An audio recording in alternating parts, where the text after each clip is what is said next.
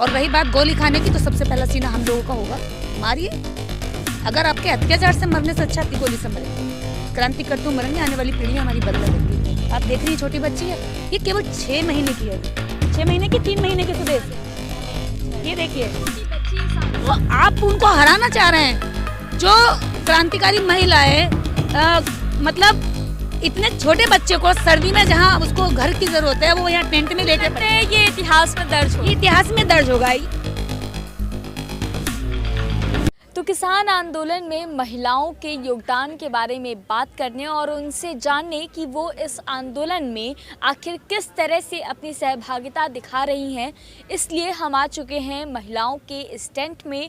हम उनसे बात करेंगे और जानेंगे कि इतने दिनों का जो किसान आंदोलन हो रहा है उसमें महिलाएं कैसा महसूस कर रही हैं, उन्हें किसी तरह की दिक्कत तो नहीं है। वो तमाम सवालात जो आम जनता के दिमाग में आता है, वो जानना भी चाहते हैं कि महिलाएं आखिर इतनी ठंड में कैसे रह रही हैं। वो भी 50 से ज़्यादा दिन हो चुके हैं और सरकार अपना अड़ियल रवैया नहीं छोड़ रही है।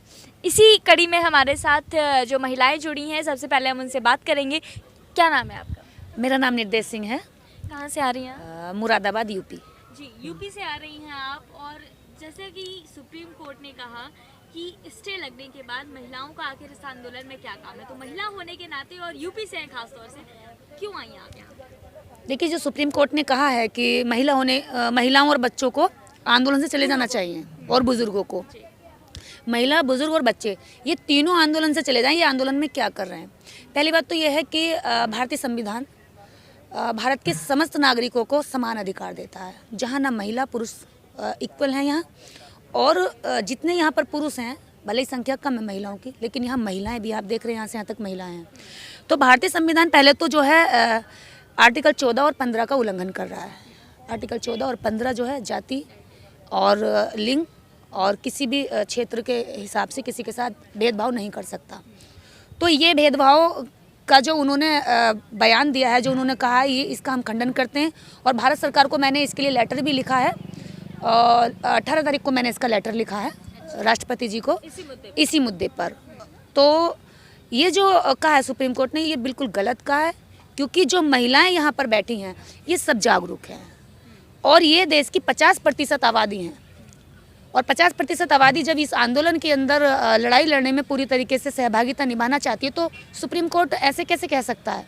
वो कंसर्न दिखा रहे हैं, अपना कंसर्न दिखा रहे हैं कि महिलाओं को इतनी सर्द में, इतनी तकलीफ में नहीं यहाँ रहना चाहिए। अगर उन्हें वो तकलीफ, हमारी इस तकलीफ को समझ रहे हैं, तो क्यों ना वो सरकार को कहें कि इनकी बात सुनिए। तो स्थगित तो किया गया अभी 1-1.5 साल के लिए। अब मान लीजिए कि आपको मैं कहूँ कि आपकी दवाई आपके पास एक मोटा, मैंने आपको चोट दे दी कहीं किसी जगह पर, पूरी बॉडी में कहीं आपको स्क्रैच मार दिए, और मैं कहूँ कि दवाई ये रखिए, अरे रखिए, लगा देंगे, अभी लगा देंगे, ये क्या बात हुई? ठीक तो तब होगा ना जब घाव पर दवाई लगाएंगे। आप हैं, आप कैसी बात कर रहे हैं कि भी 1.5 साल आप ये माइक यहाँ रख दीजिए, होल्ड रख दीजिए, तो क्या इसका काम खत्म हो जाएगा? है, जब इसको आप उठाएंगे तब काम शुरू कर देगा ये। तो ये जो वो कह रहे हैं कि भी होल्ड कर दिया है, होल्ड का मतलब तो यही है कि आप हमें पागल समझ रहे हैं, इन किसानों को बेवकूफ़ समझ रहे हैं कि भी होल्ड कर दिया, ठीक है, 1.5 साल जाकर सो जाओ, और जैसे सोओगे वैसे हम अपना काम शुरू कर देंगे।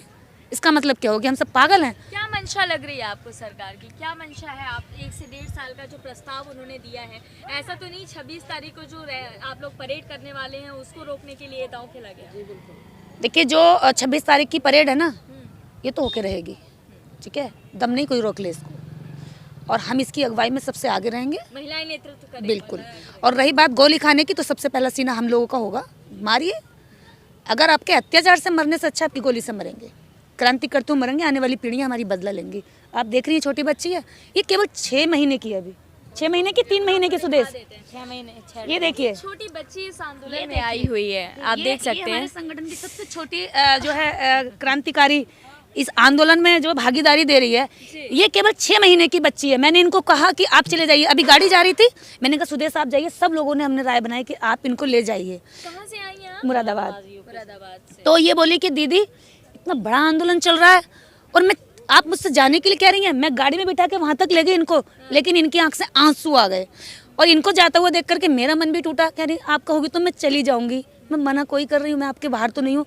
लेकिन जिन शब्दों में इन्होंने कहा कि मेरा मन एकदम व्यथित हो गया, मैंने नहीं जाओगी, चाहे जो भी होगा हम देख लेंगे, सर्दी लगेगी, गर्मी लगेगी, हम सब मिलकर इसको ध्यान रख लेंगे। तो आप उनको हराना चाह रहे हैं।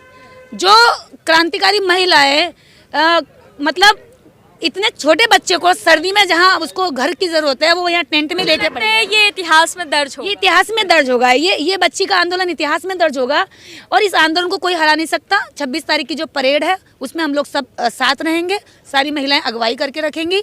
और रही बात इस आंदोलन में, वो लोग यदि रक्तपात चाहते हैं, जिस तरह से सुप्रीम कोर्ट ने एक और बात कही है कि दिल्ली पुलिस चाहे इसको जैसे चाहे वैसे डील कर, हाँ, अगर दिल्ली पुलिस चाहे तो इस परेड को चाहे तो करवा सकती है और नहीं चाहे, उन्होंने दिल्ली पुलिस पर छोड़ दिया। मतलब दिल्ली पुलिस को संचालित कौन करते हैं, है ना, केंद्र सरकार करती है। मतलब हमारे वो लोग जो इसके खिलाफ हैं। अब आप समझिए कि सुप्रीम कोर्ट क्या कह रहा है कि भाई आप दिल्ली पुलिस, आप चाहें तो करवाइए, आप चाहें तो मत करवाइए। इसका मतलब इधर हमें खुला छोड़ दिया, उन्होंने उधर उनको खुला छोड़ दिया। क्या चाहते हैं, आपकी रक्तपात हो? भाई आप देश की सुप्रीमो हो आप देश के, हाँ, आपके नेता भी और जनता भी दोनों आपके आदेशों से बाहर नहीं जा सकती। और आप इस तरह की वाहियात बात कर रहे हैं, क्यों कर रहे हैं? क्योंकि कॉलेजियम से चुने हुए जज कभी किसी का भला नहीं चुन सकते। तो क्या लगता है अगर प्रशासन आपको रोकेगी, क्योंकि हमने देखे हैं बैरिकेड्स लगे हुए हैं और पूरी कोशिश की जाएगी आपको रोकने की, जैसा कि हमें सरकार की तरफ से जो प्रस्ताव आपको दिया गया उससे भी ये जाहिर होता है कि सरकार भी चाहती है कि आप रुक जाएं, तो फिर कैसे आप उसको डील करिएगा? आपको पता है दिल्ली आने से किसानों को रोका गया था स्टार्टिंग में, खाइयाँ खोद दी गई थी, बैरिकेड्स लगा दिए गए थे, बड़ी बड़ी झाड़ियाँ डाल दी गई थी, पानी के फव्वारे दिए गए थे, लेकिन यहाँ तक आ गए ना। अब इससे ज़्यादा क्या करेंगे? सब कुछ तो ट्राई कर चुके हैं।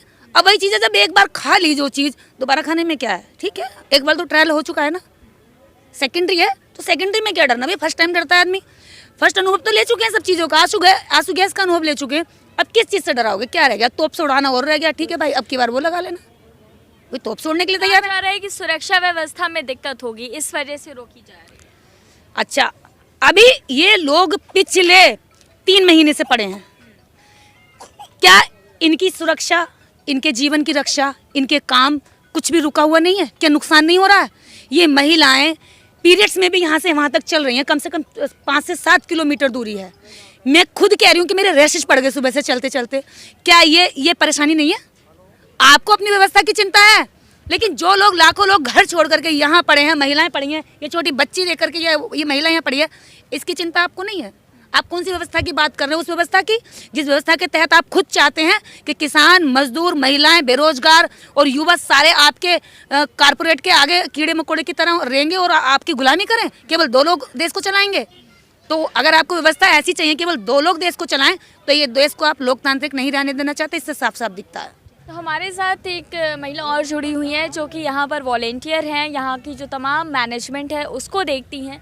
क्या नाम है आपका?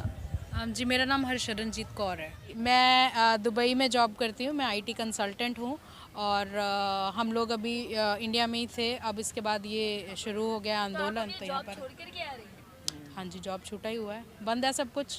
लैपटॉप साथ में है लेकिन बंद है सब कुछ अभी, यानी काम नहीं कर रही हैं? अभी टाइम नहीं है ना, यहाँ पर है ना, तो टाइम नहीं है। कॉल्स लेते हैं थोड़ी बहुत, अभी कोशिश करते हैं कि अर्ली मॉर्निंग में ले लें या लेट इवनिंग में ले लें, लेकिन फिर भी वो हॉल्ट पर ही है, अभी नहीं चल रहा है। क्योंकि मलाल नहीं होता है कि जॉब छोड़ करके हम यहाँ आए? अरे मैडम, जॉब कर लेंगे, ठीक है, सैलरी आ गई, खाना ही नहीं है खरीदने के लिए, उतनी सैलरी नहीं जितना खरीदेंगे, कॉस्ट इतनी बढ़ जाएगी तो क्या करेंगे? पैसे का क्या करेंगे? जॉब का हम लोग क्या करेंगे बताइए? महिलाओं को हमने देखा है सेवा करते हुए, लंगर के जो जहाँ पे लंगर बनता है वहाँ पे भी हमने देखा है। और किन किन सेक्टर्स में महिलाएं मदद करती हैं वो भी हमें बताइए। यहाँ पे जितने सेक्टर्स हैं सब में है, क्योंकि महिलाएं भी किसान हैं, तो यहाँ पे हर किसान जो है अपना कंट्रीब्यूशन कर रहा है। स्टेज हो गया, वहाँ पर महिलाएं प्रवक्ता भी हैं और स्टेज संभालते भी हैं। जो अनशन में बैठते हैं वहाँ पे भी महिलाएं भी हैं साथ में, और जहाँ खाना बनता है वहाँ पर भी हैं, जहाँ सफाई होती है वहाँ पर भी हैं। एडमिन में जैसे हम लोग वॉलंटियर हैं, हम भी हैं। तो ऐसी कोई जगह नहीं है जहाँ पे यहाँ पे महिलाएं नहीं हैं, क्योंकि ये आंदोलन महिलाओं या उनका नहीं है, ये किसान का आंदोलन, तो किसान हर जगह है। क्या नाम है आपका? मेरा नाम हिना खान है और मैं जयपुर से आई हूँ, राजस्थान से। जयपुर से आई। हिना जी, 50 से ज़्यादा दिन हो चुके हैं, उसके बावजूद सरकार का रवैया बदल नहीं रहा है। प्रस्ताव दे रही है, किसानों ने उसे खारिज कर दिया। क्या लगता है आंदोलन कब तक चलेगा? है। अगर कोई इनको जनता को कमी लग रही है, किसानों को कमी लग रही है कि भाई हमें ये चीज़ नहीं चाहिए, आप हमें दे रहे हो, हम तो सेब खाएंगे और आप हमें अनार दे रहे हो या कोई दूसरा फ्रूट दे रहे हो, तो इनको पसंद नहीं आ रहा कि भाई हम नहीं खाना चाहते तो हमें ज़बरदस्ती क्यों दे रहे हो। प्रधानमंत्री से यही रिक्वेस्ट करना चाहेंगे हम सभी लेडीज़ कि आपने अपनी बेइज्जती बहुत करा ली है। आज तक ऐसा कोई प्राइम मिनिस्टर नहीं हुए हैं जिनकी इतनी बेइज्जती हो, जो कि विदेश तक भी ये बेइज्जती जा रही है और हमारी बहुत शर्म की बात है हम लोगों के लिए भी। और औरतें परेशान है, यहाँ पे बच्चे परेशान है, तो उनको दूर दिखता नहीं है क्योंकि मानवता खत्म हो चुकी है उन लोगों की, आंखों पट्टी बंदी हुई है काली वाली। तो ऐसा है ना सर, ऐसा भी मैडम ये कह रहे हैं कि यहाँ पे ना फंडिंग हो रही है कि यहाँ पे ये आतंकवादी बैठे खालिस्तानी में। आतंकवादी तो आप ही सबसे बड़े आतंकवादी हो, जितने भी नेता कौन होते हैं, क्रिमिनल ही होते हैं, आतंकवादी होते हैं। गुजरात दंगों में क्या किया था सब जानते हैं, योगी जी क्या है उनको भी सब जानते हैं, क्रिमिनल हैं, 100 से ज़्यादा केस लगे उनके ऊपर हैं। आज वो वहाँ पे NIA के ऊपर उनको क्या नाम है छापे पड़वा रहे हैं कि उनको रोक रहे हैं यूपी के अंदर के नहीं जाओ नहीं जाओ, क्यों जा रहे हो भाई। किसान का हक है, वो अपना हक लेना चाहता है, सबके साथ लड़ना चाहता है, तो वो तो आए गई है, वो तो आए गई, अपने हक के नहीं है। अब अगर वो नहीं समझ सकते, नहीं समझना चाहते तो वो उनकी गलती है, वो जाने, उनका काम जाने।